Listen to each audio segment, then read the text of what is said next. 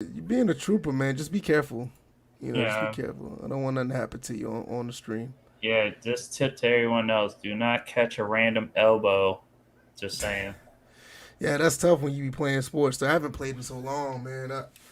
Not contact. It's been a long time, but let's go ahead and get into it. I think we're live now. Look like we're good to go. And this is First and Framerates episode 230. Yeah, we're good. And I don't know why my audio is going through my speakers, but that's okay. Probably got Not something. complaining about that. Probably got something not hooked up. Yeah, it's probably just. Either. Yeah. Oh, I got it. Never mind. I got it. I just had to resync it to my ear headphones. First and Frame Rates 230. Myself and DJ 81. We're here once again with you, and we're gonna talk about a few things. Here we talk about sports and sports gaming. We also try to mix that up and intertwine them. Well, not intertwine. Try to keep them separate at times when we talk about real life sports and real gaming. But the main thing is we just try to keep it under sports and sports gaming. Before we get started, if you guys don't know already, and I guess we'll probably I guess it's something to celebrate real quick. I know we don't try to go under this umbrella, but Derek Chauvin was found guilty on all charges under the George Floyd case. I think it's a good day as far as relations between police and civilians. It may not sound like that now, but I think it's all emotion going on now because of the verdict just passed. But I think within the weeks, maybe a month from down the road, I think we all will take something from this outside of just the verdict. But I think it's a good day in the criminal justice system, in my opinion. Outside of that, today we're going to talk about MLB The Show 21 that released recently. We're also going to talk about gamers uniting over not only just the PlayStation 3 situation, but we're going to talk about that in general, how valuable it is, and what we can learn from that. And we're going to talk about Alex Smith because he retired, and we're going to talk about a little situation with him regarding to his legacy on the NFL. Uh, if you want to catch everything that we do outside of this podcast, the links are down in the description. Also, all that good stuff, the Patreon, the Discord. I think what else we have down there.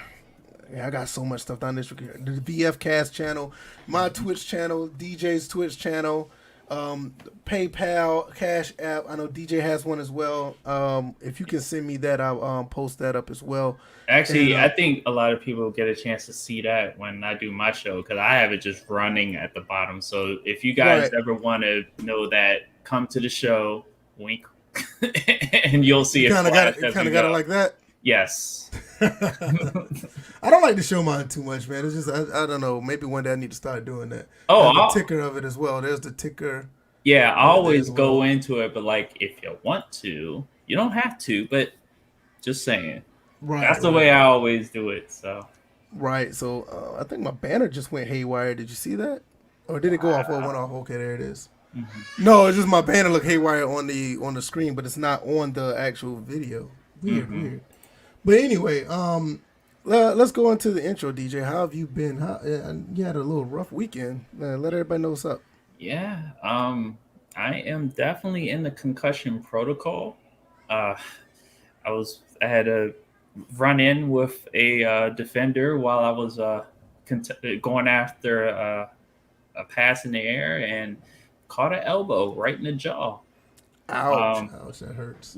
and the guy was like, I probably was probably giving away at least 100 something pounds. Wow, I have dropped out. I was giving away at least 100 something pounds. So I caught his whole elbow on Good. my jaw, like right here, like Mm-hmm. right at the joint.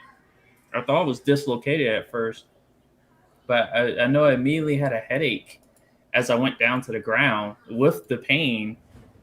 And then it was just like, the funny thing about it is that, um, I kept playing. I didn't really feel it until obviously on Monday, yesterday, Mm-hmm. just after the adrenaline wore off and everything, all of a sudden dizziness, headaches, sudden fatigue, and not really sensitivity to light, but I couldn't really focus, and low energy right now.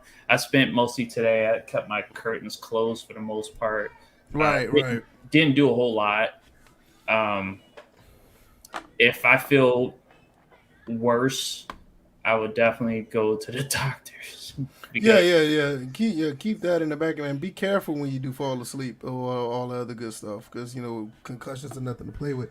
And if you need to fall back and take a break on the podcast, I can stir the ship, and if need be. Shout out to everybody who was here so far. A couple people clicked the like button. I know some people usually get here a little bit late. That is fine. No worries. And I guess if you before we go in, I guess I can give a little bit more into my intro. I've been playing a handful of games on the Xbox Series S. I've been playing Medium, the game that we was talking about before. That game is not what you think it is. I'll just put it that way, because me and you was looking at the game. We thought it was gonna be pretty cool. It's gonna be a pretty hype game. It's not a bad game, but it's not enough. It's not as much action in it that I thought it'd be. It kind of reminds me similar to like a Heavy Rain or Beyond Two Souls type game. oh, It seems like it's one of those games. I mean, it's not bad by any means, but when I was playing it, I was like, well, I thought something was going to happen, but it's more of a psychological puzzle type game. hmm And it's not bad. I'm not saying it's a bad game, but if you think that game is an action game like it was presented, you may be mistaken. Maybe it becomes one later on, but I've gotten probably about 4 hours into it, and I'm like, yeah, I'm waiting for the the climax, but it's worth playing. It's on Game Pass. I mean, if you want to try it out. Let's get into MLB The Show 21. That's another game I've been playing on Game Pass on the Xbox. It released for everyone who bought the premium package on Friday, I think. yes, it did. And the ones who didn't, who just got it on Game Pass or just bought the regular like me, you got it on today. And I played about an hour, maybe a little over an hour of it. hmm I was pleasantly surprised. Oh, I'm sorry, pleasantly surprised by the soundtrack. Um, the soundtrack is pretty good. I was actually surprised to hear Juvenile on there. I'm big on South rap music, and I heard Juvenile's song. I thought that was pretty cool. The intro, I know everybody was talking about the intro. I like the intro. It was pretty neat. It's pretty dope. But the main thing is, let's get into the meat and potatoes of this. The mechanics of the game. I love the mechanics. They feel very intuitive. They feel responsive, much more than the last generation. I also feel that the pitching. I know this one thing you was talking about prior to us going live. You hmm wanted to get more acclimated with the pitching mechanic that the new one that they have. I'm used to it because I played a lot of 2K baseball.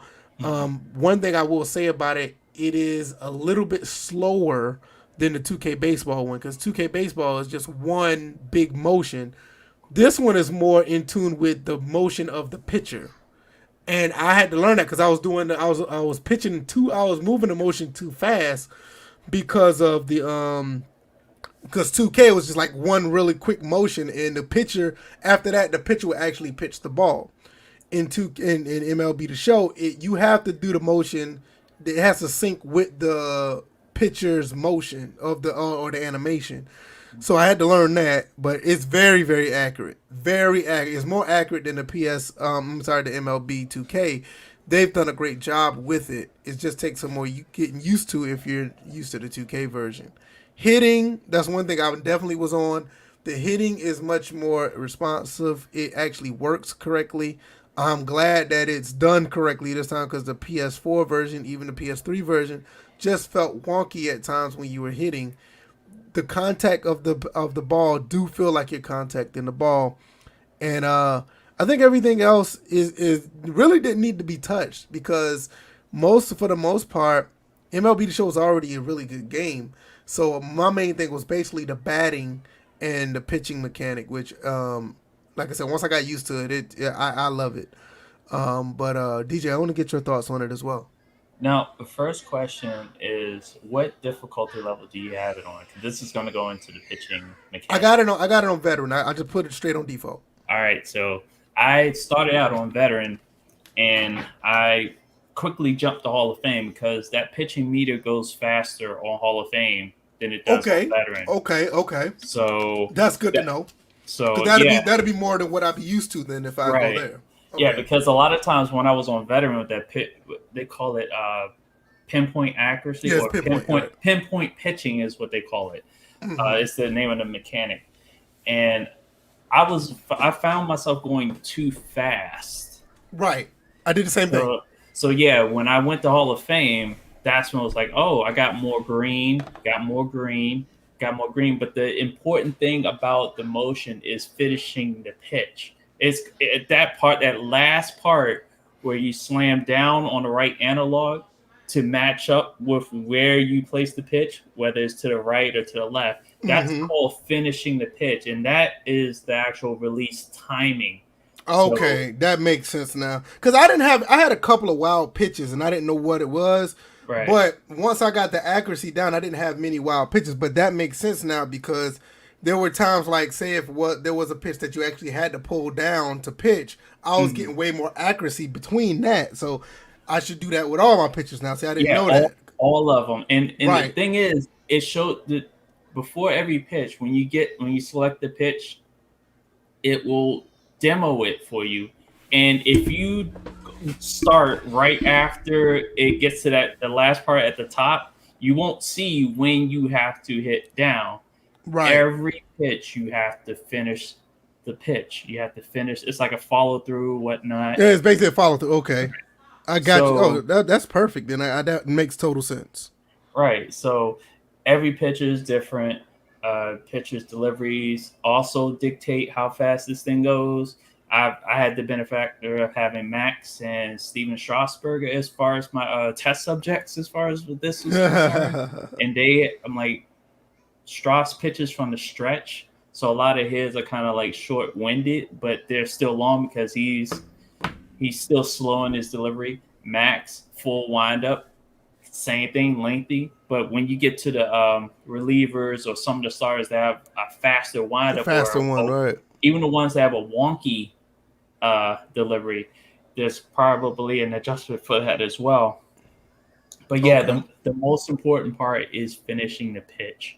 Like, because when you release it too late and you're trying to finish the pitch, it'll stop it in the middle, and it'll be just like, you know how like folks criticize unfinished games and how it like looks crazy and stuff like that. It's the same thing with that. There were a couple of times that as you get into the game, sometimes you forget to finish. Like there's a natural tendency to just leave it there, and then you're like, oh shit, I forgot to finish. Right. So the important thing with that mechanic, especially on the higher difficulty levels, because if you don't finish, they're going to finish you off. Right. That's going to be crazy. And just to add on, I've seen two other content creators that were having issues initially because they didn't understand that final aspect. I think it was SGO who put out a review for MLB The Show, and the guy he goes, I think it's like the Sim Sports Gamer, but his real name, his actual name, he goes by Schneid. Okay. He's one of the people that I found on Operation Sports that does a lot of sliders, 2K, MLB, Madden, and stuff like that. And I watched this stream, and we actually were all like just talking and working through how to go through that mechanic. He eventually figured it out after about 10 batters, but you know, that is a clutch mechanic to have. And I'm glad, even though a lot of us are familiar with it from the 2K series and also familiar with another part of it from the golf series, whether it was the golf club or Rory McIlroy, the EA golf. Yeah, the EA golf game, right. See, the thing is, my first time when I was playing it, when I started, I walked the first person, and I was like, okay, I'm going to have to get used to this. But I struck out the last two, albeit both of them, they hit a foul ball on at least, both of them hit a foul ball at least one time, so it wasn't like a legit, I ain't going to say a legit strikeout, but it wasn't one of the strikeout that you want. But I managed to strike out, you know, at least, I think by the time I finished the first game, I got like 6 strikeouts. I thought it was pretty cool, but I think I'd be more successful, like you said, like if I did finish the pitch, or it may be more challenging once I go up into the difficulty, because I'm used to that faster pace when it comes to pitching. So that should be something I look into. I plan on doing the Road to the Show. I plan on streaming that. I'll be streaming that on the Twitch channel. I don't know if I'm going to do that tonight or anytime tomorrow.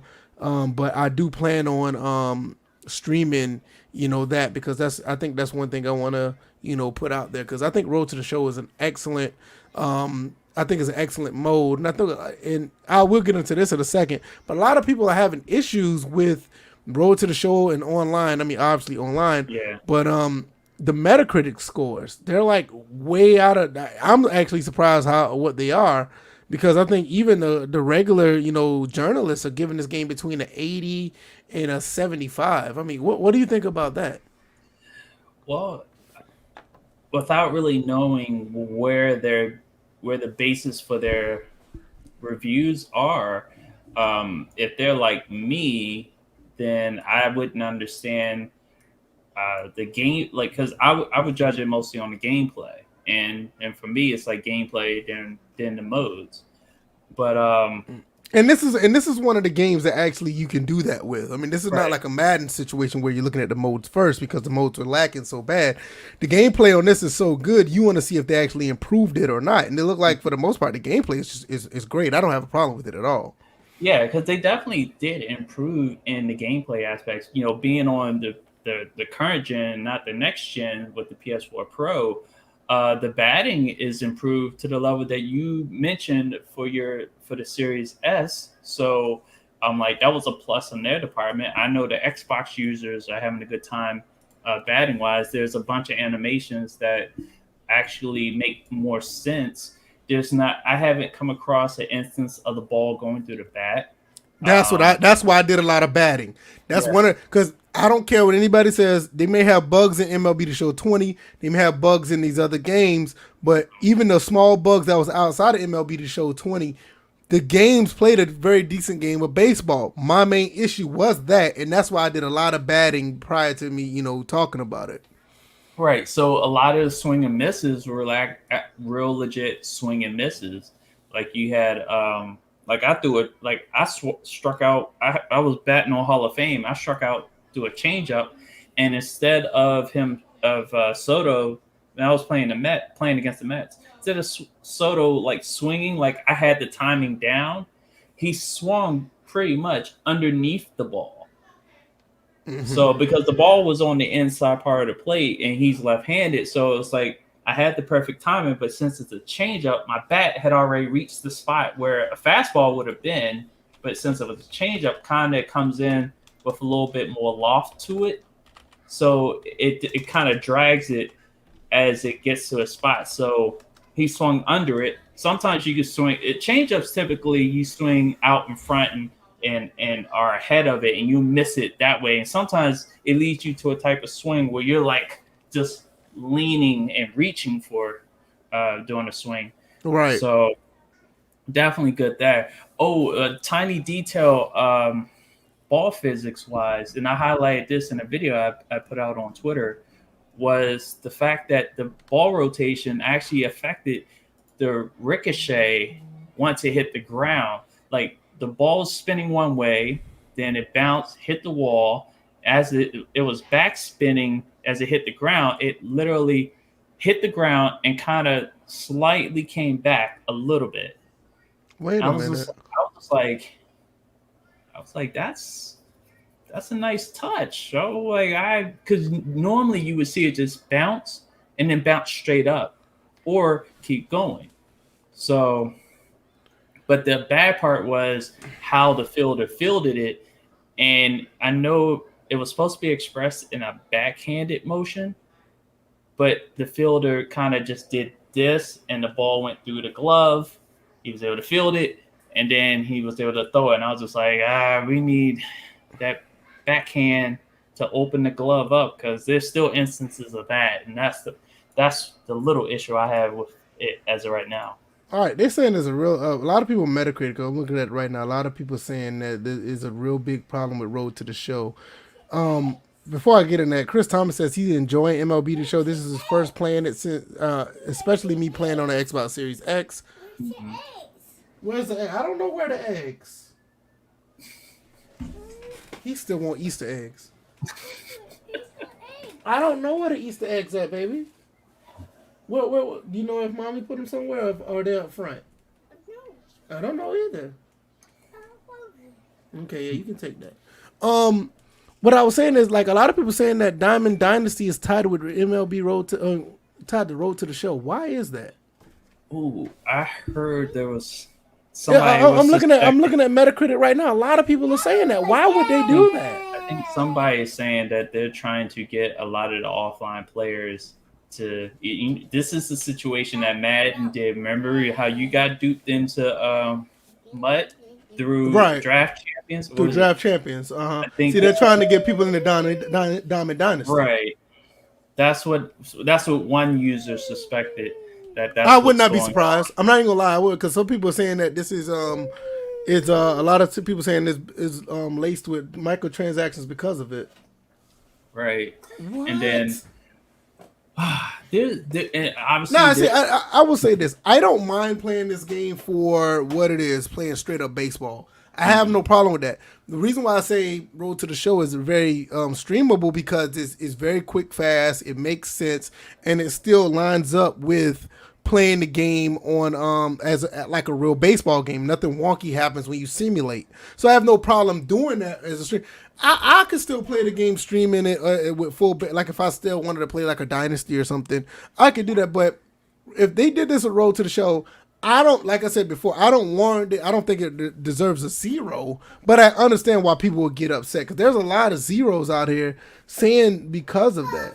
Now, here's another thing, and I was talking with Bills about this because he did his Road to the Show character and was going through it. And interesting enough, he actually won his copy through a contest. Okay, So good that's on him awesome. that he didn't have to pay for this one. But he was saying that his Road to the Show character was forced to pitch, I think, for an inning. So no matter what character you put in, they put you in a situation where you pitch. And for me, I like one. I want to. I obviously I'm an infielder, so my Mm-hmm. player is going to be an infielder, but I accessorize him to be that. So my pitcher is not going to look right with tape, the white tape, the batting gloves in the glove. Obviously, he won't have the batting glove on the other hand when he's pitching. The eye black and all this stuff that I would wear I would don as an infielder is He's there as steady a trying to pitcher. wave at you and you ignoring him. I know because I'm doing it for a reason. I'm cussed, remember? I know, I know.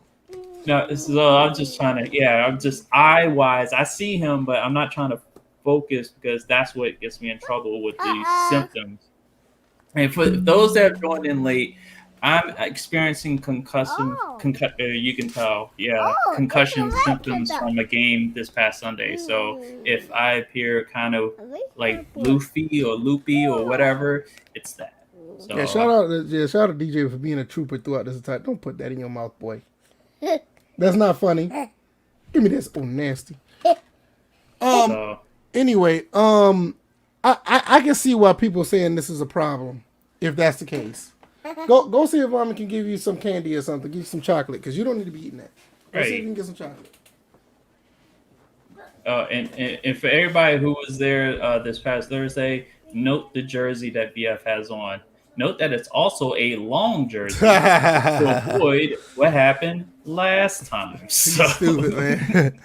But like I said, I played the game. I don't have a problem with the game. I think the game plays very well. I can understand why people could say this is a problem with Road to the Show.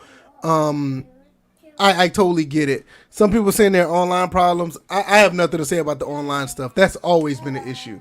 I really don't because we've been knowing this for what 7 years now, or oh eight yeah, years now. The game came because out the game came out late 2013, 24. We yeah, known that online issues was a problem. yeah, that's why one of in SGO's review he noted that the absence of online franchise and stuff like that. It was like, Right. well, because the servers are still not up to par. Because even Schneid, the Sim Sports gamer, I think that's his, if I remember correctly. But he was even saying he was having issues getting his pre-order rewards when he streamed on the Friday stream release night. So, and when I was going through and even exiting the game, I experienced long loading times just exiting the game because it was still trying to register or try to communicate with the server, and the server was down at the time. So it actually extended the exiting from a game because it couldn't contact the servers to give you your points or whatever. And Right. it's just like, It's just a mess. so you Yeah. wouldn't want an online franchise mode with this shit going on. No, it is absolutely terrible. All this other stuff, but I think at the end of the day, it does play a pretty good game of baseball. I mean, I don't have an issue with the game what it's supposed to be. It's supposed to be a baseball game. It plays baseball. It plays very well. But I am a little worried about the road to the show thing. I am worried about I'm not really worried about the online stuff, but I am worried about road to the show because that's one of the things a lot of people like to play. Um, the user review scores right now, I could put it on the screen. I don't know why I keep talking about it and not showing it. We can put the Metacritic scores up real quick.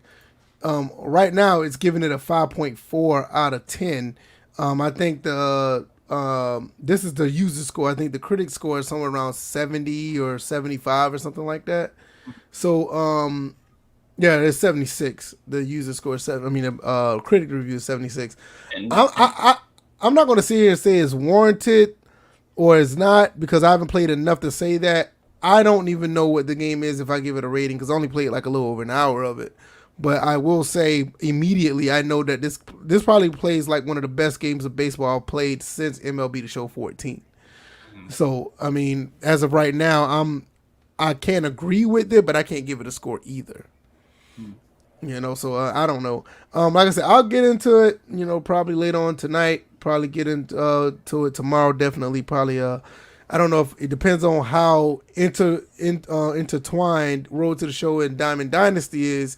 I may just drop that mode altogether and just play like probably regular play now games. Probably play a season on the Dynasty. I don't know if I'm gonna play a whole 100 plus games, but I do want to play something to keep to play to show some content. Anything else you want to talk about before we go on MLB The Show? oh And, wow, people in the comments, let us know what you thought. I know Chris Thomas said what he thought. If you played the game, let us know as well. I'm sitting here looking because I've had MLB The Show playing in the background, and I had the cheaters play against the Yuppies Yankees, and apparently Houston just won on a walk off. So Obi-Wan, if you're even watching or listening in the archives or whatever, your team of cheaters just won. Somebody was banging on the trash can and he knocked it out. So one thing I did want to talk about was the graphical differences. Oh wow, There's yeah. there's there's one in particular that I noticed in Schneid's stream was the flock of birds that accumulated out in the outfield, flying. This was at Camden Yards. The settings for that game was was the month of June, 7 p.m. ball game. It was Nats versus. This is on his channel. Nats versus Orioles. In the intro, I saw a bird, probably a seagull, flying just one, and then by like later in the innings, like fifth, sixth inning, I seen like 4 or 5 of them just flying around out in the outfield. Oh wow. And like I know Is it because the harbor is just down the street, so there's water nearby. So this right? would make sense, That and makes it's a sense, nice right? Yeah, touch. that makes a lot of But sense. I have yet to see that in the current gen version, and I'm calling bullshit. Only reason I'm calling bullshit because MLB 20, they were flying helicopters and jets in the sky in certain shots at certain stadiums, in particular Shea Stadium or Met Stadium. I go to play there again today, and I get a shot that a jet is flying directly underneath the camera view and over the stadium. I'm just like, but I can't get those flock of birds out at Right. Camden Yards, but I can still get a helicopter. I'm like, come on, like Come on, baby. Okay. that. And this is why overall, I'm sorry to get into this rant. This is why overall sports games get an L. The next gen sports games get an L because you're asking people to pay an extra $10, $70 total for stuff that you easily could fit into current gen. And this is another example. We have jets flying overhead in the current gen, but we can't get birds though. It's like next gen. The selling point for MLB The Show is stadium creator and some flock of goddamn birds. My thing is it's nice, but I just play baseball. I mean, I'm not gonna be looking for it. I get it, but if the baseball game is good, I mean, I'm not too concerned about it. I understand about the authenticity, but at the end of the day, if it plays a good game of baseball, I'm trying to strike the next man out. I can give two shits about the Man, birds. I'm just being honest. I'm just, I mean that's I almost like understand there are no birds there in Atlanta. It's just balls launching out the stadium or whatnot. I get it. I mean, that's my thing. It's like but we're I talking just don't about see immersion per stadium, though. I'm like, I understand this is not going to be at every stadium, but at least once I saw that in that stream, and I was like, okay, that makes sense because that's a part of the environment of Camden Yards. It's about immersion, the environment. You know, this game already is at the top level as far as immersion, graphical fidelity. I get it, and don't get me wrong, I want that to be in the game, but is it? I'm not gonna say it's a deal breaker, but I'm to the point where like they need to go ahead and put this stuff in the game. But I was like, my main thing, like say for instance, the birds, I get it, it needs to be there. My main thing is like with Madden, like you take the umpires off of first and third base, and I got a problem. You know what I'm saying? That's a problem. But the birds, I get it, but it's like, all right, y'all need to do better. Planes definitely do better. But I'm like, at the end of the day, it's just like, I'm sorry to cut in, but it's like, look, at the end of the day, they're asking gamers to pay $70 for these next gen sports games, and to me, it's just another example of nickel and diming, and it's. I agree. I'm with you on that. I totally agree with that. Other than that, I'm like, if they weren't nickel and diming us, I wouldn't worry about those birds either. Right. But they put them birds there. They should be there for current gen too, because you can do it. You got the jets and the helicopters in there current gen. Why can't we get birds? I'm just saying. Now, when you say current gen, because you confuse people, which one are you meaning? Okay, first of all, we still refer to PS5 and Xbox Series S as next gen. That's right. That's what I was saying. I didn't want to confuse people. People would get confused thinking because you know, and it's funny, the people that would get confused are the ones that don't even have a next gen system. I'm like, how you get confused? But anyway, I get it. But I will say, like I said, I have the Series S, and I think the game is running at 1440p. I'm not 100% sure. I know, which to tell you the truth is perfect for that game. Yeah, I was saying, I think it is. I can't be 100% sure. It may be running at 4K because I think it runs at 4K on PS4 and Xbox One X. Mm-hmm. So I would think it's running at 4K. I don't have my 4K TV, and I should put it on my monitor. But my 4K TV doesn't show you the resolution of games or stuff like it. Only shows resolution of television shows and or whatever the case may be. But if I put like the game in, it won't tell you that it's 4K. I actually have to figure that out another way. But the monitor would show me. I need to just put it on my monitor right here. But I want to say if the game runs at 4K on the PS4 Pro and the Xbox One X, I would think that it's running 4K as well on the Series S. But the game looks phenomenal. I mean, I got it HDR, 4K. I don't know 4K, but the HDR and the graphics and the resolution looks fantastic. The game looks beautiful, and I'm highly impressed with what I have with this small console. Same thing with Madden. I was playing Madden on it. Now I take it that's running at 4K as well. If the last, PS4 Pro and stuff can run those at 4K as well. Beautiful looking game on my 4K TV. Like I said, if you can and you can't find the other consoles, I am not against buying the S. It's a pretty good little device. Joe Numbers, what's going on? Quaface, how you guys are doing? Complimentary, Chris Thomas, if you guys are still here. Joe Numbers said buy both consoles if you can to get the best of both worlds. I'm already planning on doing that. I'm still trying to find a PS5 or a Series X.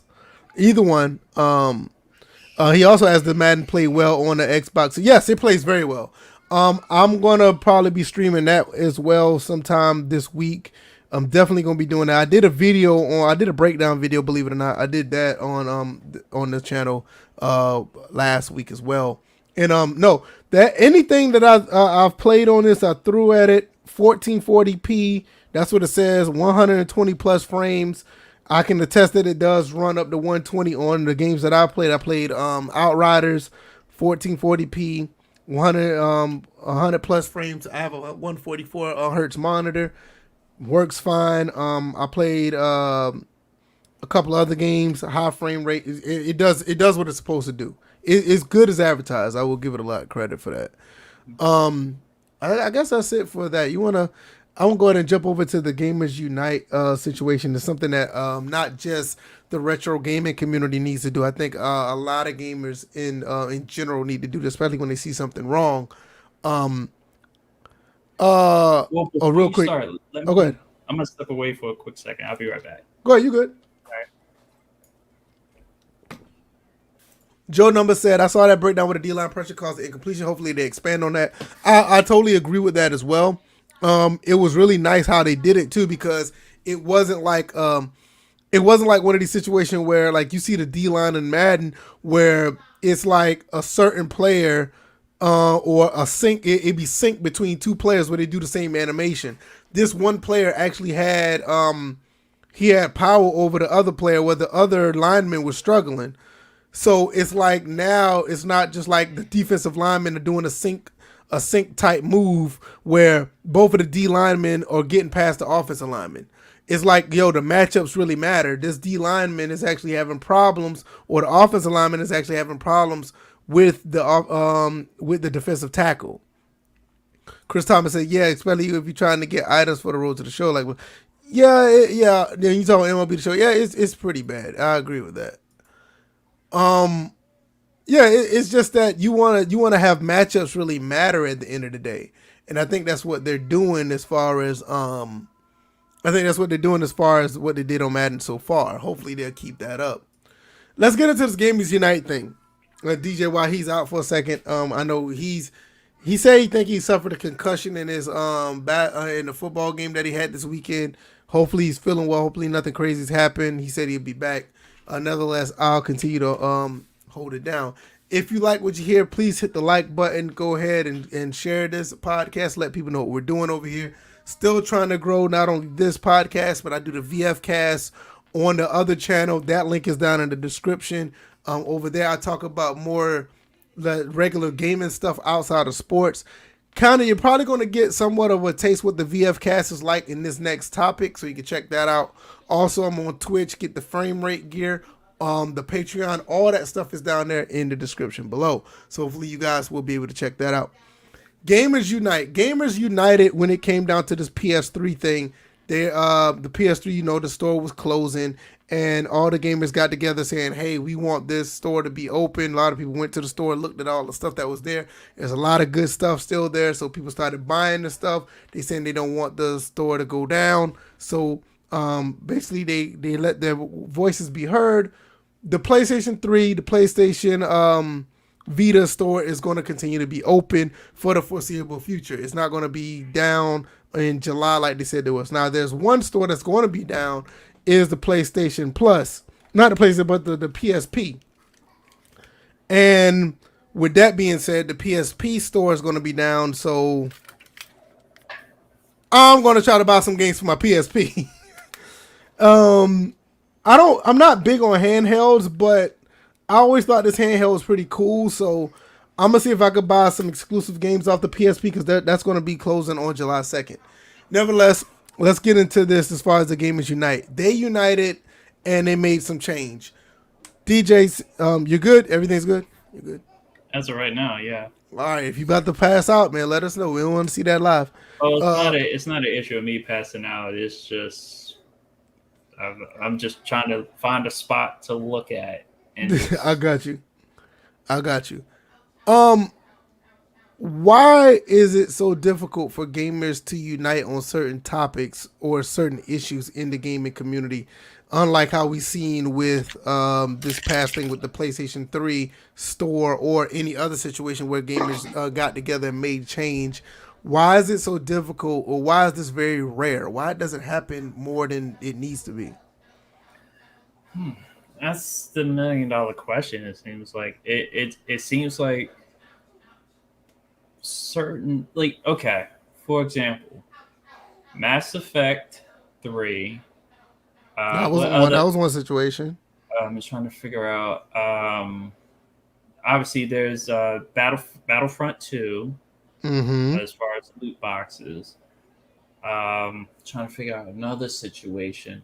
Even just recently, as much as I don't like the the little bit that they gave us as far as like updates, but even with Madden finally coming around Fixed franchise to mode. right. There was another one I can't remember. Oh, when Xbox tried to go to $120 a year. That Right. was another one.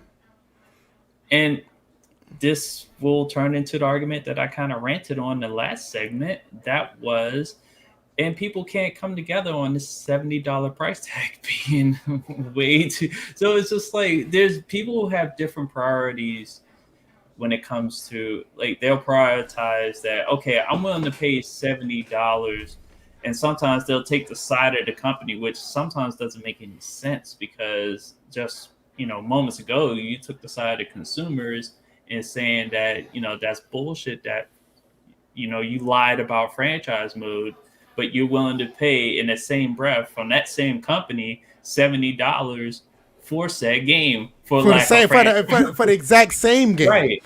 So I think people just don't understand that a lot of their priorities wind up counteracting, contradicting their stances. So it's just like um,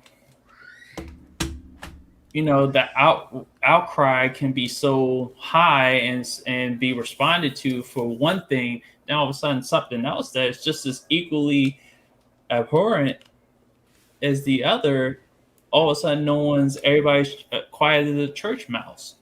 So some people don't mind spending money, but they don't like feeling like they're getting ripped off, which Right. is like, well, you're kind of getting ripped off one way or another. So you got to pick one. I'm like, if you wanted to pay for something, I would say fight for paying the least amount as possible. Yeah, I mean, you got to pay what you. I mean, you got to. In some cases, you have to have your voice through your wallet, and Mhm. sometimes people don't do that. I mean, when you really look at like the $70 thing, like people are still going out to buy these games. People bought MLB The Show, even though that game is a phenomenal game, but. I don't mind. I mean, we already took the stance on how I feel about purchasing games. I don't have a problem paying that much for them, but the ones who complain about paying that much, they still go out and buy them. That's the issue that I have. And I think you pretty much said the same thing. It's like, why would you complain while handing your money to the same, to the cause? It's like, no. If you really don't like this, wait till the games get on sale or find Mhm. another way to get it cheaper. Like, if it's that big of a deal. And if enough people do it, then you will probably see a change. I think even with at one point in the beginning when they announced it, they backtracked a little bit because people was actually saying something, but then again they slipped it right back in, and then the second time nobody said anything. Remember, it was a big deal with 2K21 at first, and Mhm. people were really fussing about it. They were really mad Yep. about it. And the 2K, I think it was one of the 2K CEO or one of the big guys up there, kind of said that, well, we're going to make a change about it. We're not going to do it, or whatever the case may be. But these other companies did the same thing, and nobody says nothing. So guess what 2K is going to do? Right. They're going to go right back to it. It's like, so. Like Sony mentioned that, hey, our first party games are going to be $70 on next gen. Everybody quiet as a church mouse. Right. They only said something when it was 2K at first. Remember, 2K Right. was the first one that stated it, and they were the first one that said it. But now it's like, You know, people like. I think one thing about Sony, a lot of people kind of give Sony a lot of leeway since the PlayStation 4. Like a lot of people are sitting here saying that they make great games, so $70, please serve me, I have another because you made great games. Nobody's saying anything. 2K has always been a little bit scrutinized with their loot boxes, so I ain't gonna say loot boxes, but the microtransactions. So I can see why people are saying it, but at the end of the day, you shouldn't say these things because it curtail your needs. And I know that sounds crazy, but what I'm saying is you should say this for the greater good of gamers everywhere. But just because 2K is doing it, hell, next thing you know, Monster Hunter could be doing it. Then, like you said, EA could be doing it, or then you have Ubisoft doing it. Now all of a sudden everybody's doing it, and nobody's saying anything now because it don't affect me. Well, we heard that from before, but you know what I mean. It's just that that needs to change, because I think that's what makes us different here. We talk about stuff that affects us, but we understand the other gamer or the other side when it comes to not only just this topic, but like with video games or how we feel about Madden or MLB The Show. Or we have our gripes about it, but we also tell you like this is where you can probably find your enjoyment out of it, or this way you may find your lane. But we have our gripes, and we're going to let it be known. Mm-hmm. Joe Number says mass complaints cost nothing. Banding together to boycott a game is harder. Folks don't like being told what to do, and others have to have the latest. The last part right there makes that's the part that I have a problem. I have right there. They have to have the latest, and at what cost? It doesn't matter. They will do it. Then you have some people who are content creators. They will have the latest and greatest, knowing that it's detrimental to the gaming community, but they have to have those likes and those clicks and those subscribers to boost up, the ad revenue come in. So they will do it at a cost of your or the collective enjoyment. Why do you think Cyberpunk 2077 was pushed so hard? It was pushed so hard at the beginning, though. Now, as far as the beginning part, folks don't like being told what to do. I'm like, well, they're being told to pay $70. I mean, apparently they do like being told what to do because they're paying it. So that's what I'm saying. A lot of people's priorities contradict what they could be doing in this situation to help themselves out. It's just like saying that. Like, it's just like people who continue to vote for Nancy Pelosi, and she says the shit that she said earlier in the evening. Right. Babe, I'm trying not to bust out loud laughing. You know that, right? All right. People will continue to vote for her despite the shit that she does and says. So it's just like, man, it's just... No, it's crazy, but that's how people do. I mean, it's I don't know how to explain it. I mean, even like you said, like when you try to play, it runs rampant in politics. It runs rampant in gaming. It runs rampant with sports teams. It runs rampant all over, where the collective good is like, the collective good is more important, but you have your personal situation behind it. Therefore, you don't say anything. Numbers, I got what you were saying about as far as a content creator or a regular person suggesting a boycott. It's just that at a certain point, it's just like you're paying for a game that has constantly not been finished or has come out at 100%. It's always come out at like 80 or something percent, and you're paying full price. And it's just like, that's something that shouldn't be a conflicting priority, but apparently it is. And Joe Numbers also say, I'm saying being told in as a content creator or a regular person suggesting a boycott. See, this is the thing. When you suggest a boycott, it has to be under the right circumstances. It has to be presented in the right way. It has to be presented in a way where when you're looking at it and you hear it how it's being presented, makes enough sense to say, hey, I can get behind that. Complimentary asks, is this a Carmelo? Yeah, this is a Carmelo Anthony jersey. Yeah, this is a collegiate 2003 Carmelo Anthony jersey. Yeah. But like I said, with this whole thing with the PlayStation Store, the whole thing with the PlayStation Store situation, you had a few content creators who presented it the right way, and it made sense for the average person. Even Xbox fanboys was like, okay, that's fucked up. We're going to say something about this. Apparently, you have people like, say for instance, something's wrong with 2K. You got live fanboys come out here and say, "Ha ha ha, bitch! You don't even have a game." So it's like, what are you to be? For the sake of basketball, you should be like, "Yo, that's messed up. Let's just get this done." You know what I mean? But you just have people that do that. Now, And it's now there are ways that you can actually get it. Like you was just suggesting, is the fact that you can convince a whole bunch of people to boycott something without telling them to boycott it. it's the It's way like it's you presented. said, exactly. It's the way it's presented. Because that's just like with the PlayStation Store situation. And I hate going back to this, or hell, even with the Xbox $120 thing, or like you said with the loot boxes in Star Wars. They didn't tell people to boycott. They just like, look, this is messed up, and it got to a point where people was like, Yeah, okay, you know what? I think this is messed up too. right, exactly. Like it's just the way it's put out there. Like, all right, this is jacked up. We need to say something. And I mean, same thing with fixed franchise mode. It took people to realize where, like, yo, when people saw those updates to Madden 21. Was it Madden 21? Yeah, when they saw the updates to Madden 21 and they saw the patch notes for Madden for franchise, like they literally had like real updates for all these other stuff, but they had patch notes for the franchise mode for a new game, not the regular game, but for the new game. People looked at that and when they read that, they was like, okay, that's messed up. We not only we need to start a hashtag, somebody needs to say something. Right. And and I think that's the main thing, because when you tell somebody like, all right, I want you to not buy this because of that, 9 times out of 10 that makes people buy stuff. Case in point, why you think Madden in the sim community was still being bought by a lot of people in the sim community? That Save 65 sounds cool, but you're basically telling people not to buy something, and that's the way people say, you know what, I'm going to buy this shit anyway. Well, you also have a situation, and I'll discuss more of it on my show tomorrow, about there's a whole bunch of alphas in the community. And you know what happens when you get a whole bunch of alphas together and not enough betas. So I'm gonna tell you something right now. And I'm not trying to ruffle any feathers, but I'm gonna be honest with you.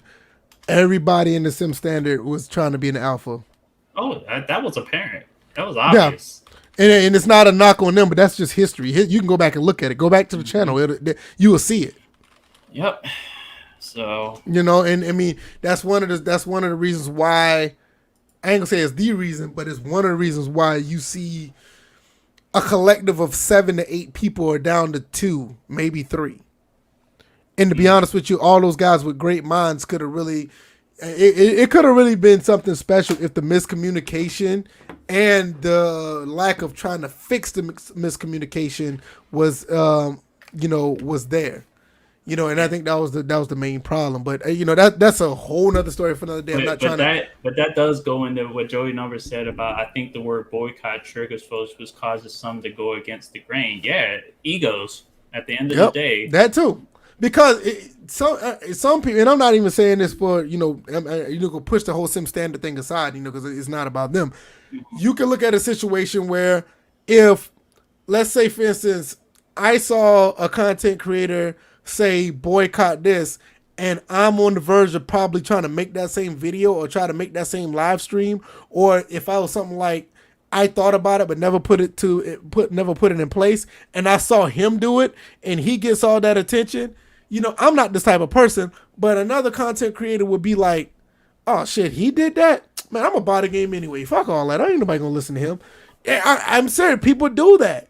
Y'all tell me if I'm lying. Tell me y'all don't see that. Like, if somebody do something that you thought that you should have done, or you missed the deadline. I ain't gonna say missed the deadline, but you missed the time to do it, and then you see somebody else do it. How many times you seen somebody else say like, man, fuck that, I'm not gonna give him no recognition, and they go against the grain. Well, case in point, remember a certain YouTuber said that we were walking around here with no nuts, and you see what happened there? Yeah. Right, exactly. Exactly.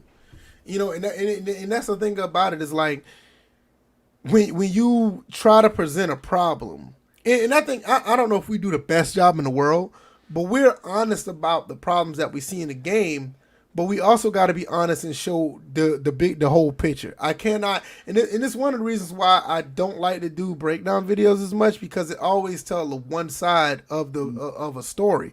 Because DJ's main problem with Madden is just basically the outside stuff that's off the field, as far as the wear and tear, the actual modes or whatever.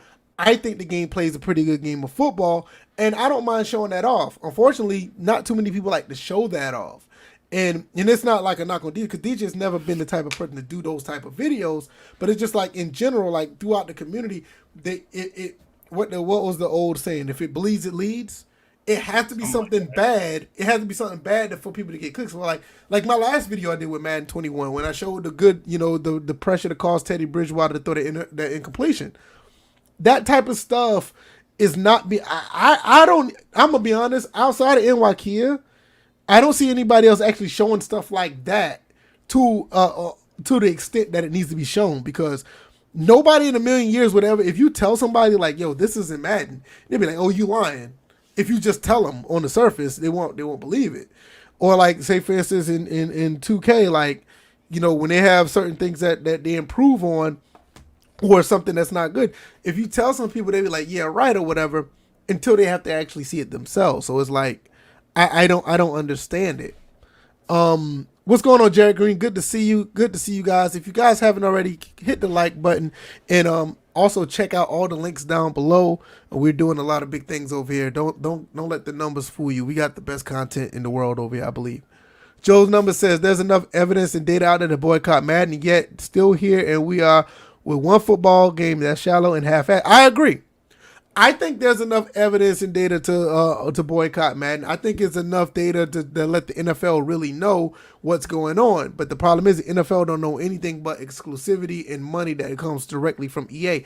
I'm going to be honest with you. I don't think the NFL gets any money from any of the revenue that comes from the sales, because I think they get all their money just based off the exclusive license that they get from the NFL pays them. I don't think they make any money off of per sale of the game, or how many microtransactions they get in the game. Maybe the players do it through MUT, but I don't think the NFL does. Maybe I'm wrong. I don't know. But I think they get all their money up front off the exclusive license.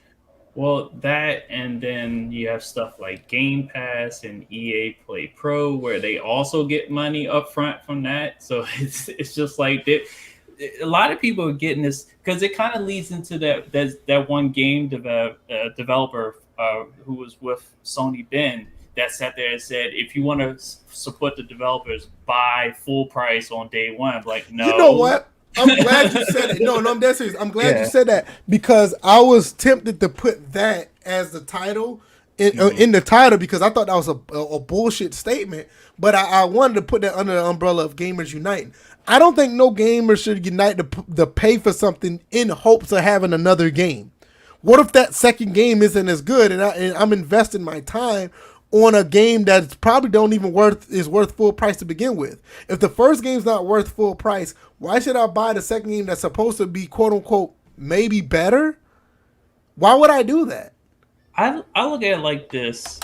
When he said what he said, his name is John Garvin. Yeah, John Garvin. Yeah, he's the original creator of Siphon Filter and stuff like that. So where's that franchise? You want to be talking about shit? Him. No, you know what I'm saying? You want to talk about paying for games? If you make a decent Siphon Filter, I might play that. I might buy that. Yeah, there was another guy that David Jaffe interviewed that also worked at Sony Ben Studios. That also, I think he also worked on Siphon Filter along with Garvin. I forgot his name, but it's like Jeff Ross. Jeff Ross is the other guy's name. And he was saying, as far as Siphon Filter is concerned, they're not sure what else they can do with it, because this whole spy, military tap, it has been played out as far as they're concerned. But as far as Garvin, the problem with his statement comes from the fact that Days Gone released buggy as fuck. And there are a lot of games that are like that. And you're making this outcry to, hey, support us by buying the game day one. Now, we've had this issue before in the sports gaming world with All Pro Football 2K8, Yep. because of not and this was mostly because 2K's marketing. We all agree that 2K's marketing could have done way better to get more sales, but the reason why there wasn't a 2K9 or 2K10 or just something even on mobile is because nobody Or bought it the could game be just day one. yeah, or it could have just been like all pro football. It didn't even have a needed number behind it. Like say if they wanted to do another one for Mhm. the next generation for PS4, it could have just been called all pro football. Yeah, They didn't even do that. and the thing is, that game would have gotten more support because it wasn't a buggy mess when it released. But not only that, do you realize what all pro football on 2K it is? A lot of people don't realize that that's basically like the beginning of it's basically fantasy football before fantasy football. That's basically what it was. And if they could have came out with a game that actually worked now, or let's say 7-10 years ago when fantasy football was really popping, they could have redeemed themselves off of that game. And the thing about it is people were telling them that. That's one thing I will say. One thing I will say for the most part, there had been I don't know the number, but there was a handful of people that wanted 2K to come back with their football game for over a decade, and they done a pretty good job of trying to push it. The main problem was 2K did not listen to them. It wasn't like, oh, it's not enough people saying something. Right. They just didn't listen to them. And I've been saying like, yo, I've been on record saying, yo, it's up to 2K. 2K knows there's a website out there. I'm gonna see if that website's still up. I've been on this for like at least 5 to 6 years. Let me see if it's still up. I'll be damned if this shit's still up. Wow. It's still up? Bro, it's still up. Look at this. I'm going to show this to y'all. This is 2K5rosters.com. This has been up since at least, and look, it's been updated at least since March. Oh, it's been a year since it's been updated. So you mean to tell me these guys been updating these rosters for all the way up to 2020, and 2K don't know nothing about this? 2K didn't know anything, and not to mention, I just did a video on this where they're modding it on the PC now. They're doing a college revamp. They ain't doing a college revamp, but they're doing a college revamp style of NFL 2K5 where they're modding the game just like they're doing NCAA 14 on the PlayStation 2 emulator. But look at this. 2019, they did 1998-99 rosters, 2014-2015 rosters, 2017-2018 rosters. This makes no sense. They know this is the problem. When you talk about Gamers Uniting, these guys did their job. The 2K football community did their job, but 2K just did not give a damn. There's no way you can't tell me they didn't know about this website, and that's the main problem with, you know, the other side of uniting. Is like, well, does it really matter when you have, you know, the companies just act like they don't know anything? Because like I said earlier about the next gen version, they've been doing this all the way up to 2020. So you mean to tell me 2013? You know what I'm saying? Look at this. I'm gonna put it up again. Go ahead and say what you got to say, DJ. I didn't mean to cut you off. No, you didn't really cut me off, but I saw what Joey Numbers put up there with he puts in, there are too many issues with issues in gaming.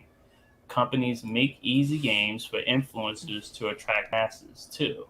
Many alternate agendas which hurt everyone. Yeah, it's overall divide and conquer. It's basically, it's just like, you know, get as many people to have their own individual agendas as possible, so they can never come together on just one specific overall agenda to go against the game. So, exactly. It has to be something catastrophic like the ones we talked about earlier. Mm-hmm. It has to be something really big for people to do. And it's a shame because if it's small, some of these small things are just as important as the big ones. And some people don't realize it. Look, TD Mavens right here, 2018-2019 roster. And I think somebody's working on a 2020 or 2021 roster. I'm not really sure, but I heard it. But I don't think it's on this website. But this website is still up and running. It's still active. I wonder if I could click here and still download a roster. Let's see this.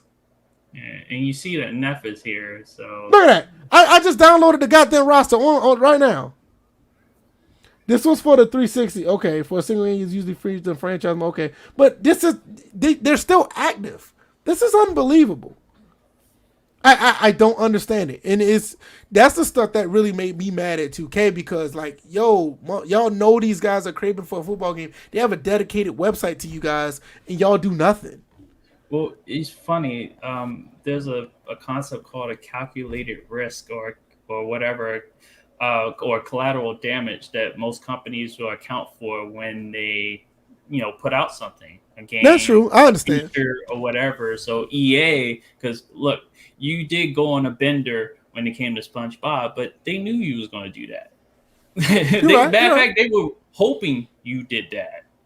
I know because So because not only me but others, any type of press is good press. At the end of the yes, day, at the end of the day, any type of press is good press. So is totally understand. Nef1, good to see you. He said EA fixed the AI to be believable, not perfect. Correction, not perfection. No game will ever be perfect. I think the thing about the current generation of EA, I don't think it's. I don't want this to sound crazy. I want you guys to understand. I don't think it's improved.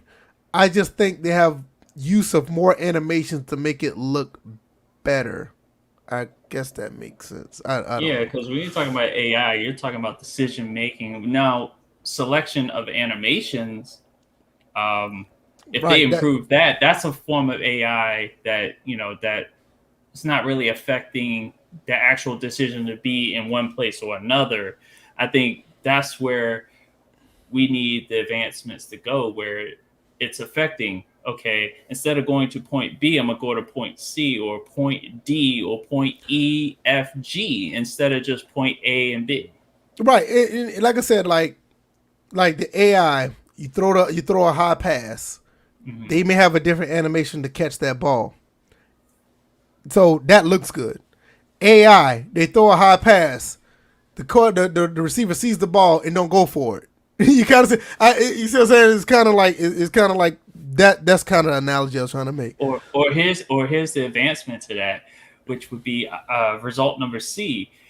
There's friction between the quarterback and the receiver, and he don't give a shit. So he's just like Just whatever. looking at the ball, or they doing that what game, the maximum football technique when they just looking at the ball.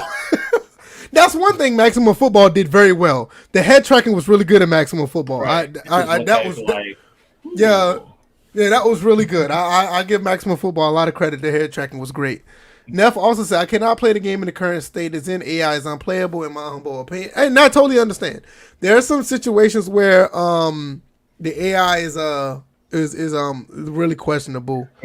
You know what? The way I read that, that would have been a self own, talking about I'm ho. You stupid. So, like I said, at the end of the day, it works, but it's just that I think it just has to be presented in a way. I think this whole situation with the PlayStation 3 store being shut down, it kind of made me think about it. It's like these gamers, and it wasn't just gamers from like one sector of the console world war. Like everybody kind of got up and said, "Hey, something ain't right about this." I mean, this because it could be the Xbox one day. You saw Nintendo, the Wii Virtual Console is gone, and that's a shame because they had some great games on there. And so I guess even Nintendo was like, "Yeah, something isn't right about this." So it's good to see. Hopefully, we'll see that in other stuff. That'd be great. Now, Um, okay. now, in regards to that specifically,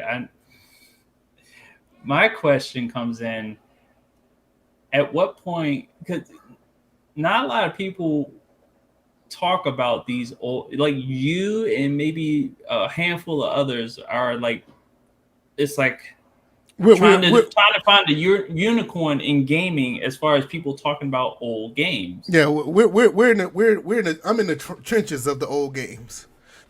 So it's just like, where was this love for older games before they were about to close this? Great question, because I know me.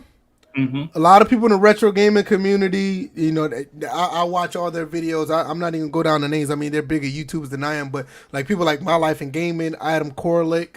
You also have the Happy Console Gamer, John Riggs, Metal Jesus.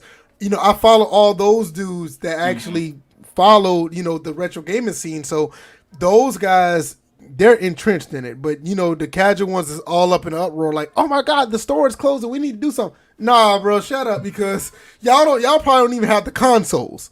I Well, mean, like, I'm real about mine. I got the consoles like right see, here. and the funny thing is they're the reasons why they wanted to close it in the first place. Right, The you're the people, reason. the hardcore gamers who already have these games, and probably are playing them, whatever. That's Right, it. and You're just, yeah. Go ahead. yeah, the only reason that the people like me are standing up and saying something like, "Yo, these are digital," and the thing is, it wasn't even about the store closing, DJ. It was the fact that once the store closed and the internet is cut off to these consoles, you're going to be in a situation where you bought all this digital content and you can't play it Mm-hmm. because of the fact that it's tied to the internet. That was the big deal because, like, listen, I got all this stuff behind me. I don't want it to be a situation where the internet says I can play this game or not. That's bullshit. So also, like, let's say for instance, I think Metal Jesus just made a video. That's a very good point. What about, and this is ran by Sony. What about Sony, who has all that music? Prince, Metallica. They have all this digital music, all these digital movies out there. All of a sudden, you buy a new Blu-ray player and say, "Hey, that old that Blu-ray player, or that that Ultra Blu-ray player you had, the old one, it won't play none of this stuff anymore. Oh, that new such and such you got that plays music, oh, it's not going to work anymore because or the old one's not going to work anymore. So if we cut everything out, you're not going to be able to listen to Prince or watch any other or Terminator 2 anymore because you bought a digital, and if your Blu-ray player is not tied to the internet, you can't watch that movie. You know how insane that sounds? It sounds really dumb at that point. Now you think about it, like, okay, I can't watch Terminator 2 or I can't watch Scarface or whatever because my Blu-ray player is not linked to the internet. That's some of the dumbest shit I ever heard. So for people like me, I like digital stuff. I like the convenience, but I want to keep what I purchase. I don't think that's a bad argument. If anybody's against that, you're a dick, and I'm not gonna say my son's behind me. I'm not gonna say what I would think about that. But Wait, hold up. You've cursed in front of your son, and that's man, I ain't recorded. fucking cussing in front of my son. What the hell Yes, you you talking did. about, man? You, you just did. Fuck you talking about? Hey, But no, seriously, it's like you think about that type of stuff. Like if you have to be connected to the internet to watch, and I'm not talking about the streaming stuff. I'm talking about like if you digitally have the game or like a movie, like you buy a Blu-ray movie and it usually comes with a digital download as well. Like all of a sudden you can't play it because your Blu-ray player. Why you need your Blu-ray player tied to the internet anyway? It's another story for another day, but I mm-hmm. digress. But like I said, it's just at the end of the day, it's all about how it's presented, and I think it was presented to the point where everybody in the gaming community said something. The retro gaming community stood up, and even some of the fake and phonies who, got to go back now. Oh, I got to go buy a PS3 now because I want those games. You wasn't thinking about that 2 weeks ago. Pretty So much. So let's not do this. Mm-hmm. All right, before we go, which man, I should have wore my Redskins or my. I can say Redskins. It is Wait a a minute. Redskins Hold up. shirt. I got I y'all. should have worn my. Hold on. I got y'all. I'll be right back. Hold on. No, no, no, no, no. No, Fuck no, it. no, I'm no, gonna no. be back. No, no, No, no, no, go no, ahead. no, I'll no. be back too. No. No, I'll be back too. Y'all take a break. I gotta do this. I'll be back. Hold up. Okay. You know what? I'll say when he comes back, I'll go and do what I gotta do. I got something for y'all. But anyway, okay. So since I got to hold down the fort for a few seconds in my concussed status, all right. So Joey numbers, I will speak to this. You said, as I stated, games today are made easier for influencers and new gamers. Us OG gamers who embrace challenges and true elements of simulation are no longer viewed as the top demographic. That is true. I agree with that notion. Case in point, games having easier than easier modes that you can select. A lot of the journalists are playing at that difficulty level when they get these new games because obviously they have deadlines they have to meet, so they don't want to be inhibited by. He got himself a RG3 jersey. Yes, I have RG3 jersey. Why would you Yes. get an RG3 jersey for Alex Smith? Hey, that's the only one I got, man. Shut up. Well, here we go. I'll be right back. All right, let's talk about the people in the comment section real quick. Nev says, no, let me go before I do that. Yellow. Yeah, this is yellow, baby, but this balloon's no good no more. I can't blow. You trying to blow up the balloon? That doesn't work. He said, as I stated, games today made it much easier for influencers and new gamers. Us OG gamers who embrace challenges or true elements of simulation are no longer viewed as a top demographic. Absolutely. I totally agree with that. Neff says that I do not hate Madden, but Backbreaker showed individual AI. Yes, it did. Madden just doesn't feel like football to me, and AI takeover is just bad. The problem with Madden is the AI takeover is to the point where it's like more of a collective instead of individual. Oh shit, you got Alex Smith? Shut up. Oh, you got an Alex Smith. I'm hating. Yes, I have an Alex Smith jersey. I'm hating. Everybody fan card pulled as of today. Well, I'm not a fan, but I like RG3, so I bought an RG3 jersey. But Oh, I have those too. I know you do. I expect you to. You're right. You're a Washington football team fan, so I totally understand. Yeah, the problem with Madden that the AI takeover is it's collective, not just individual. If the AI takeover was individual, I probably would be able to tolerate it more. Mm-hmm. Neff also said he loved retro games of all kinds. Same here. Neff also said DJ's a fucking beast coming from a Cowboys fan. He got Art Monk back there. You see that? And he said he got RG3. And I have my jersey custom made. Yeah, it's his custom jersey right there. Right. I gotta get down. I got that. That whole thing of DJ81 is there for a reason. Since day one, it's been like this. Well, you can see I have my RG3. Robert Griffin. It does have it on the back, and you see Robert Griffin the third. As you can see, there you go. Damn. All right, let's get into it. Alex Smith, he's retired. I don't know if you guys don't know that he has retired. What 3-4 days ago? Yeah, about a couple of days ago. He actually created an Instagram account, which he doesn't have any social media. Anything that was being communicated social media wise was done through his wife. Really? I didn't know that. Yeah, so he now has an Instagram account in which through his Instagram stories, he communicated to the world that he was retiring. And it was a very first grade A production. The thing about Alex Smith, the one thing I like about him, not just the Redskins, he's on the Redskins, but the fact that he played for Kansas City and he played for San Francisco. Mm-hmm. And every time he played the game the right way. I mean, so much that it's so much that could have went down with his career in San Francisco, but he stuck with it because I think his first 5 years he was having 5 different offensive coordinators and stuff like that. He was destined to be, a legitimate bust, and a lot of people took him for granted. A lot of people didn't think he was going to be any good. Then Jim Harbaugh comes in. Not only that, people thought it was just Jim Harbaugh, but when he went to Kansas City, he had some success, and even when he came to the Washington football team, he had success as well. Unfortunately, he had a really bad accident, and the injury, and he did come back to play, but he ended up retiring. And the reason why we're talking about Alex Smith, because the fact that he did come back from that injury and actually played pretty decent. So I heard this somewhere else on, I can't remember where I heard it from, but I want you guys in the comments to think about this or give us your feedback about it. Me and DJ was talking about it, and we're thinking that the NFL should change the name of the Comeback Player of the Year to the Alex Smith Comeback Player of the Year. What, DJ, what are your thoughts about it, if you want to add anything to that? Yeah, I agree with that sentiment because no one in any sport has come back from that type of injury. Right. That was almost like a Joe Theismann type situation. Well, no, it was a Joe Theismann. It was one? Okay. It was literally exactly on the day, on the spot of the field. Well, not exactly. His was at RFK, but I'm just saying yard marker wise, it was exactly on the same spot, same day, same week that it took place.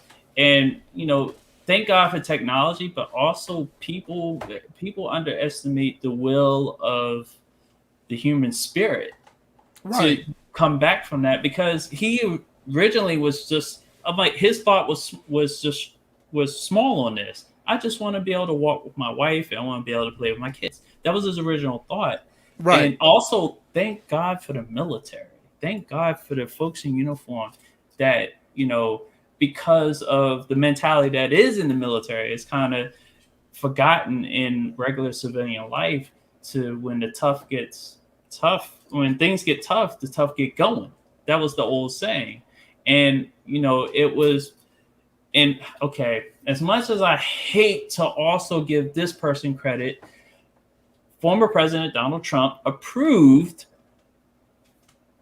a something with a clearance to have him be treated in a medical in a military veteran facility. Oh, So really? that's actually rare that a civilian was Yeah, able that's what I'm about to. to say. That's you don't hear about So that at yeah, all. so not a lot of people will know that. And even though I hate the man's guts, I give him credit that he did that. So But not only that, DJ, he just wanted to walk. He wanted to be able to stand right. up and play with his kids and just do regular things. He Hmm. comes back and he actually plays football, and he doesn't just play football. He actually played pretty decent, and Winning everybody football. winning football games. And then when he took that first hit, when he fell down, everybody gasped. But when he popped back up, it was just a really good moment, and everybody knew like, okay, he can play.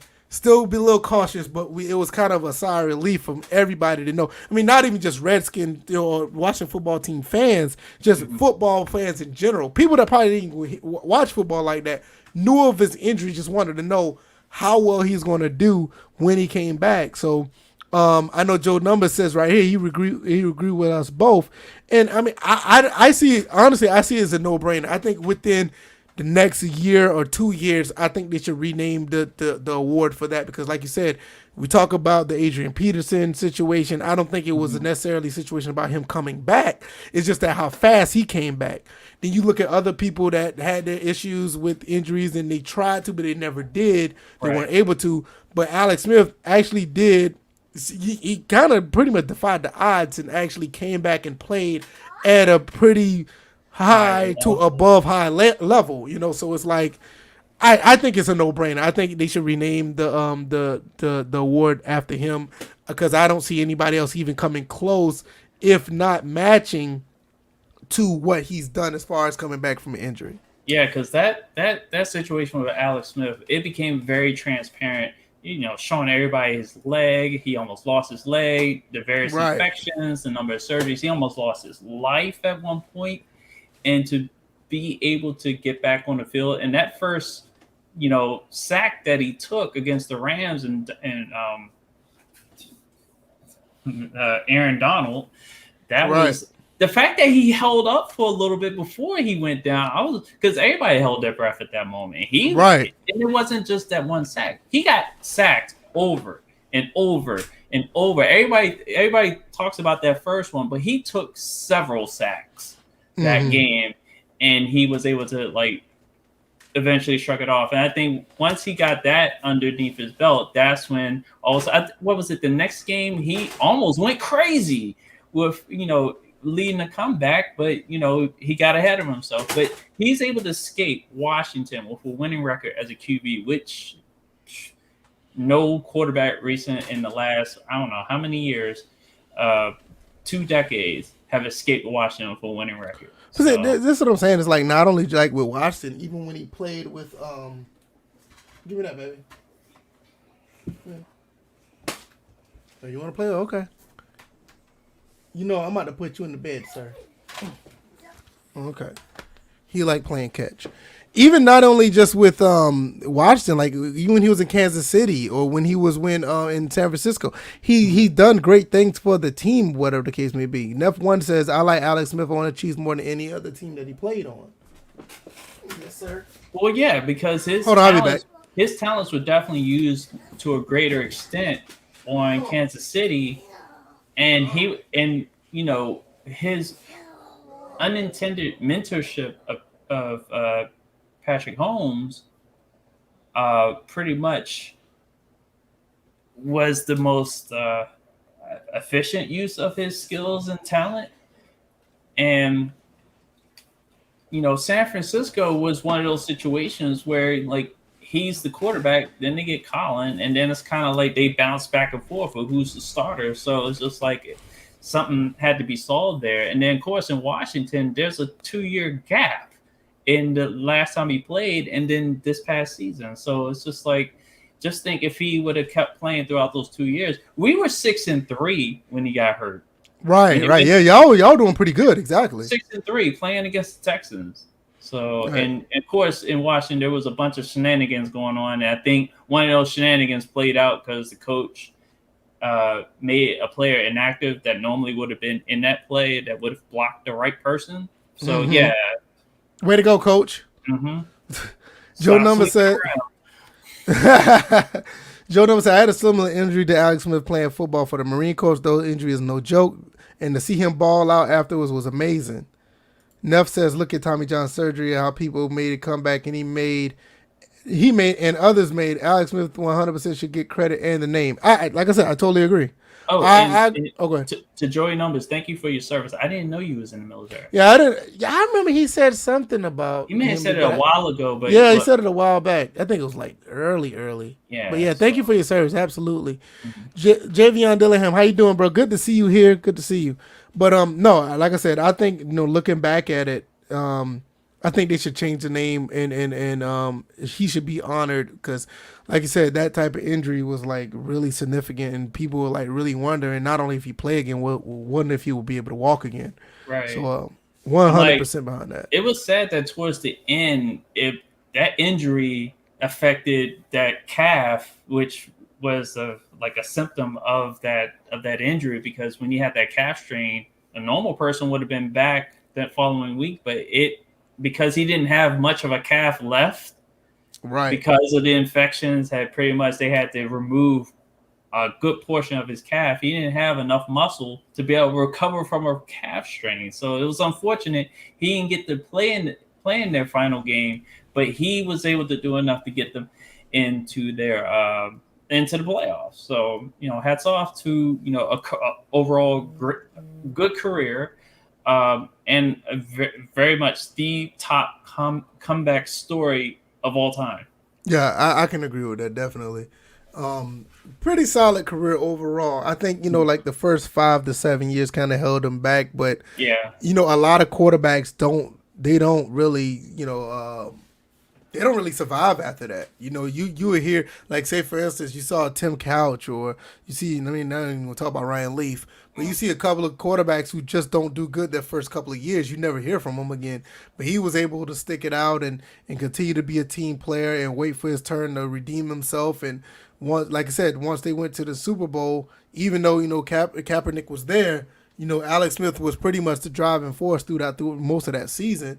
And then he ends up leaving there and go to Kansas City and does very well there as well. And like I said, you end up over here. It's like all throughout, like the Midwest, the West, and East Coast, he has love from pretty much everybody, throughout the entire nation because of the teams that he played on. It was like all the areas that he played at. Like everybody beloves him in the Midwest who played there in Kansas City, San Francisco on the West Coast, Washington on the East Coast. So I think... I don't know if the numbers support Hall of Fame, but he's definitely going to be recognized as one of the best quarterbacks that actually played the game based on what he's been throughout his career. So I totally 100% with that. And Roger Goodell, if you want good faith, go ahead and make that happen. Change the award, the name of the award. I mean, I don't see why you just would name a comeback player of the year, basically with what's been going on. I don't know, Joe Numbers, man. I think it was his time to retire. I was actually expecting him to retire after the season because you got to think about the injury issue. You got to understand that he came in the league same time Aaron Rodgers did.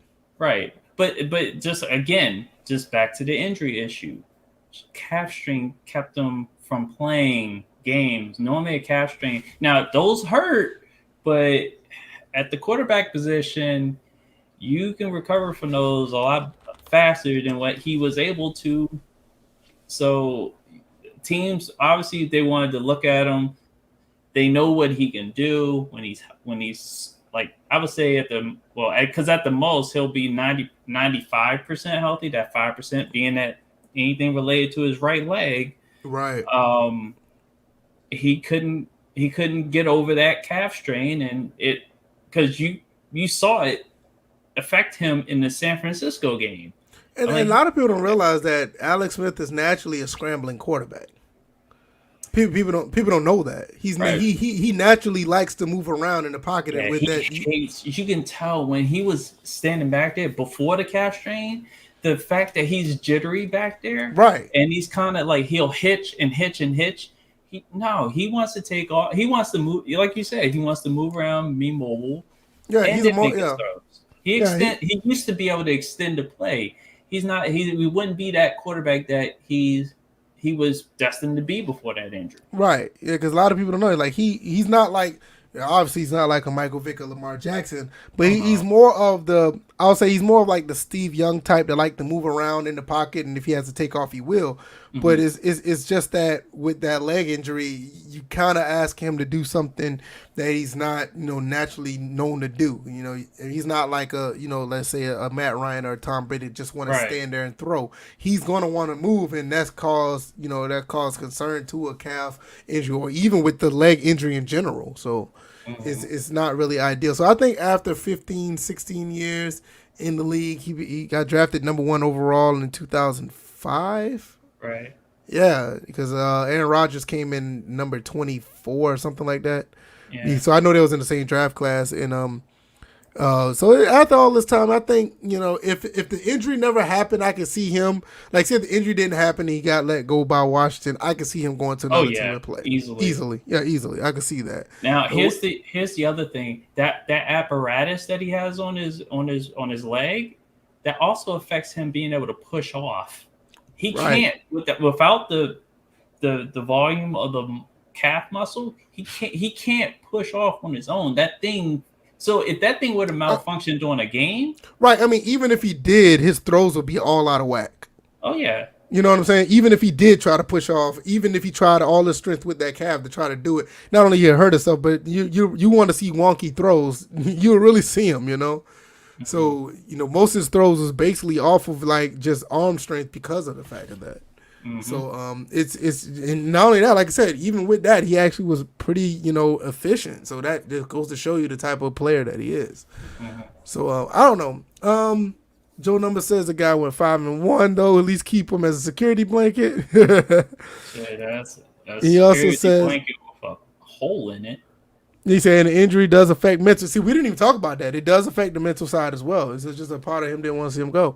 Well, we just talked about mostly physical, but yeah, you're right. Well, we did touch on the mental aspect, him being a mobile quarterback, and then that injury reduces him to a pocket passer. So his mentality, I've talked about referencing hitches.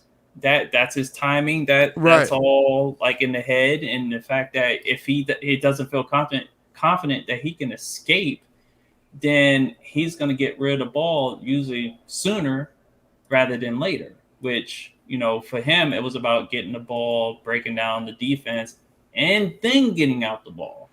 Right. And plus, he would have been able to do a lot of the RPOs and stuff like that. So, because you saw what happened when Heineke came in. Yeah.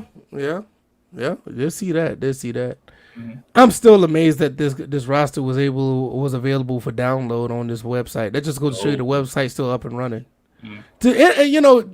NFL, 2K football. I don't know if they're going to come out with this game or whatever they're going to do, but they should be ashamed of themselves.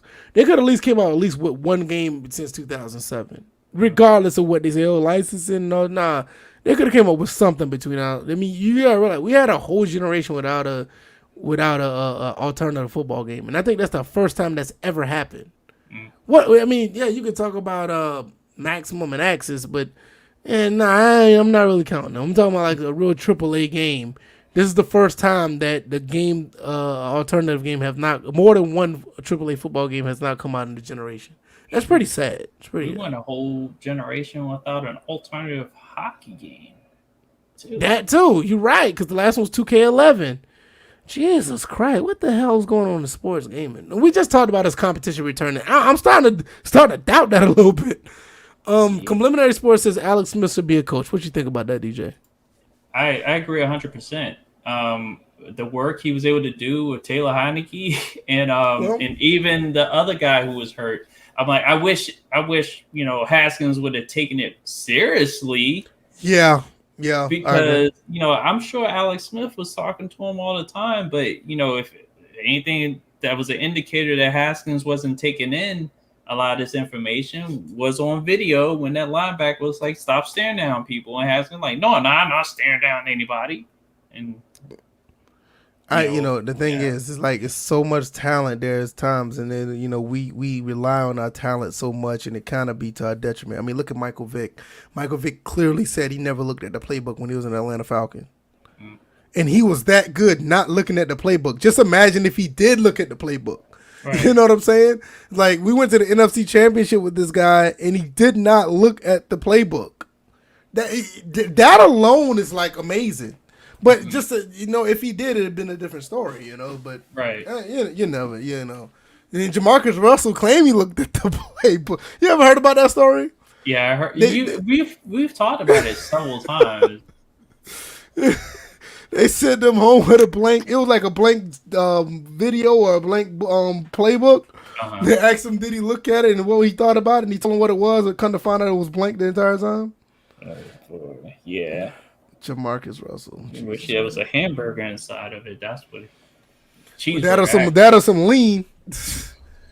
That boy used to drink that lean, boy. But I don't have anything else, man. You wanna speak on anything else before we go?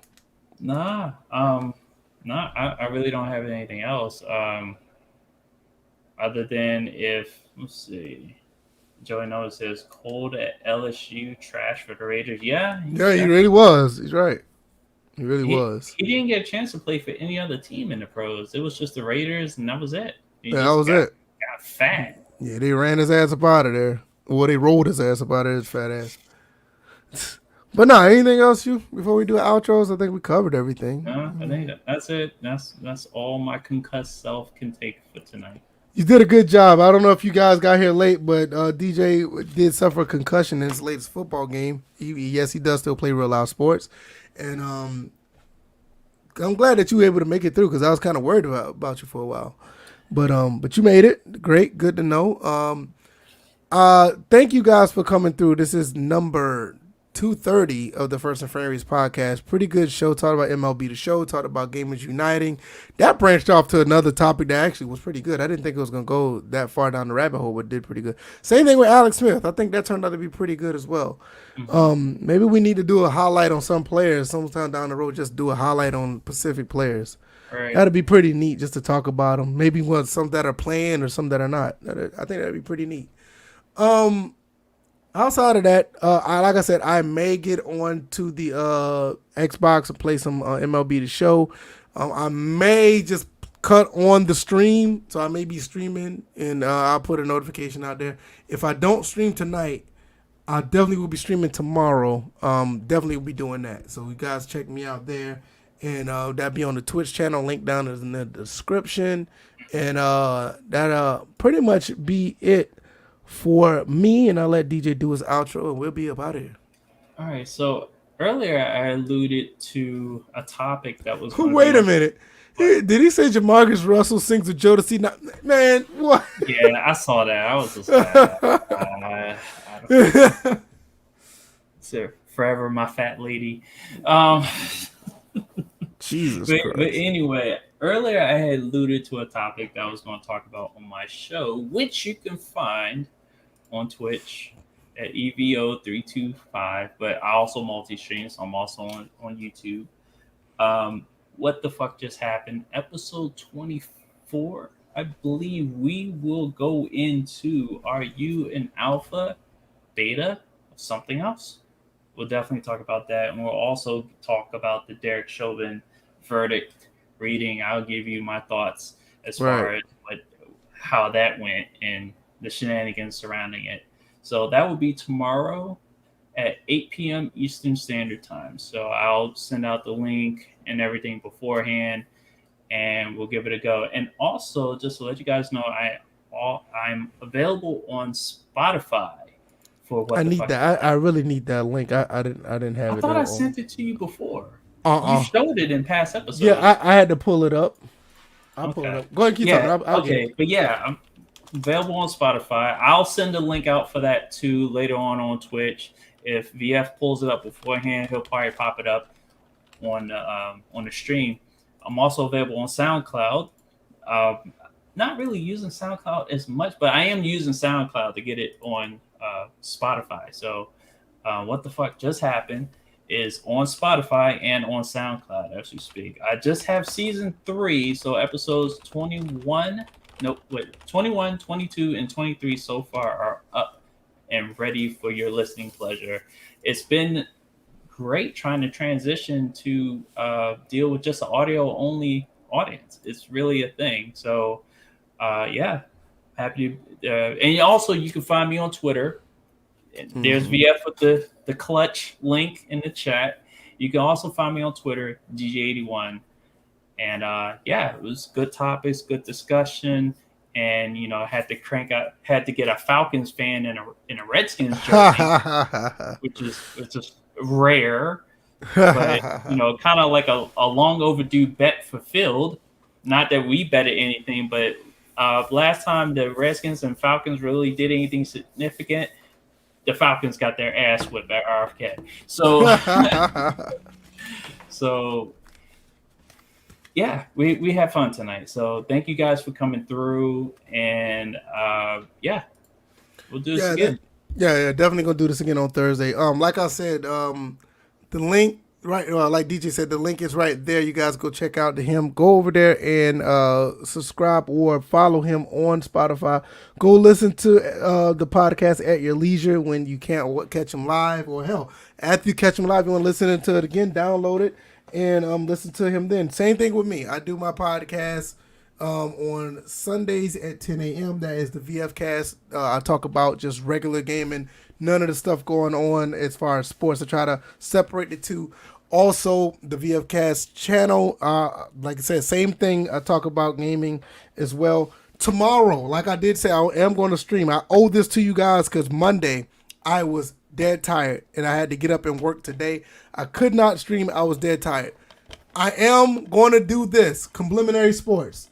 I'm going to do this. Antonio Wilson, if you're here, this is going to be streamed tomorrow, probably right before DJ's stream. So catch me around 6:30. I'm definitely going to be streaming maybe 7 o'clock. I'll do a couple of games of this, Madden 2001 for the PS2. I know you guys been asking about it. Definitely going to be doing that. But throughout the day, I'll probably be doing some MLB to show, probably some Madden. I may even do some more Remnant from the Ashes. I need to finish that game. And Medium, I started playing Medium. I'm not going to necessarily stream that. If you played the game, you'll understand why. It's not a bad game, but I don't think it's a good streamable game. But definitely, this is going to be on point tomorrow, right before DJ's stream. Definitely going to be doing some Madden 2001. You guys have been asking for this for a while, so that will be on deck. When tomorrow, around 6:30, 7 o'clock, I will be doing it then. If not, yeah, it'll probably be 6:30, 7 o'clock. If not, it'll probably be after DJ's podcast, one of the two. But just be on the lookout. If you don't see me live by 7, it'll be after DJ's podcast. So I will see you guys then. DJ will see you guys then as well. Go check everything out. Support all the good stuff. Doing good things over here. You guys are great. Thank you guys for the likes. Thank you guys for the feedback. It's been another great show. Good topics. And we'll be back on Thursday for episode 231. Oh, go ahead. Say one more thing because I'm about to say one more thing too. Go ahead. So as you guys noticed that VF was in a Syracuse jersey, note that Art Monk also went to Syracuse University. That's the correlation I wanted to put out there. So yes. Yeah, I had the Carmelo Anthony jersey on, but yeah, Art Monk did go to Syracuse. Oh, 4/29, 9 days from now, we're going to be doing the NFL draft here on the channel. So 8 p.m. we'll be live and we'll be doing the draft live coverage and reaction. I'm gonna try to find a way. I don't know if I'm gonna be able to do this, but I'm gonna try to find a way to have some coverage on the screen without getting striked. I mean, struck, Same thing. and I'm the one who's concussed. Well, striked is a word, isn't it? Yeah, but you used Okay, it. I In the used it wrong wrong. section. Reading it is fundamental, y'all. Don't be like me. You're trying to tell the future. Struck is a future pretense. Right. I'm trying not to get. I'm trying not to get struck. So I'm trying to do it. So I think I got to work around it where I can, have some coverage up, so it'll be like a real, live coverage. So be on the lookout. 429. We will be here talking about the draft. We can get everybody's reaction. That means you guys, if you guys want to come through and give us your comments or whatever. Maybe we'll open up the line. Maybe we'll open up the lines and get some feedback. We can use our ticker to update draft picks. Yes, we can. Also, we can do. Yeah, we can do that. We can do that. Absolutely. Yeah, we can do the banner flash up of the current pick, and then we can update it on the ticker. Yeah, I was thinking about doing that, and I have another way, but I'm not. I don't know if I'm gonna do it that way because I want people to possibly call in. So that may be the plan, but. We're 9 days away, so everything is on the ideal. Everything's on the ideal block, so it's not set in stone. So we'll see you guys then. You guys take it easy, and we'll fill you in on more of the stuff when it comes to the draft and other things down the pipe. All right, y'all guys, be safe. Don't do anything that we won't do, and guys, take it easy. All right, y'all. Peace. And relax. 420 is almost over.